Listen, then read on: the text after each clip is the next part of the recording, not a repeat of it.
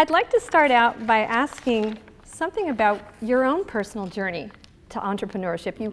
You teach it, you talk about it, you coach it. How did you get started on that path? So I got started on that path really 3 decades ago as a student here at UC Berkeley, studying my master's in business here. I took a number of entrepreneurship courses. So I started over these 3 decades studying entrepreneurship, then went into the workforce, and as an entrepreneur and as a corporate entrepreneur, practiced entrepreneurship and innovation in startups and global enterprises alike. And for the past 15 years or so, I've been teaching it here at UC Berkeley as well. Well, and when you talk about the entrepreneurial mindset, can you tell me more about that? What defines that mindset?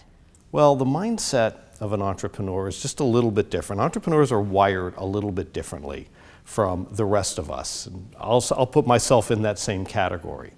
There's this bias to action. There's this willingness to ask for forgiveness, not permission. There's a focus on getting things done. And it's different to act and think entrepreneurially in that way than it is in a larger corporate enterprise, in a more bureaucratic place. So it's that bias to action and getting things done and making big things happen, that vision, that aspiration, that ability to get people to follow you. Yeah.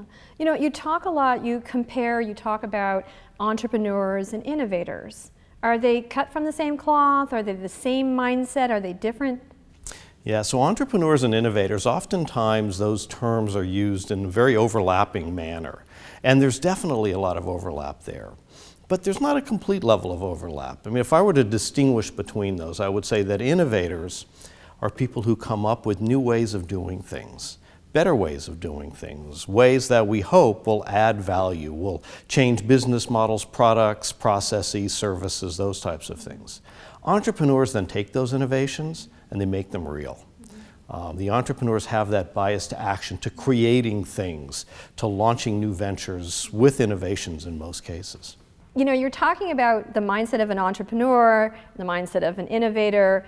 Can an innovator be an entrepreneur or vice versa? How does that work? Well, innovators can be entrepreneurs, and many entrepreneurs are innovators, but those particular attributes, innovation and entrepreneurship, just aren't exactly the same as we were talking about.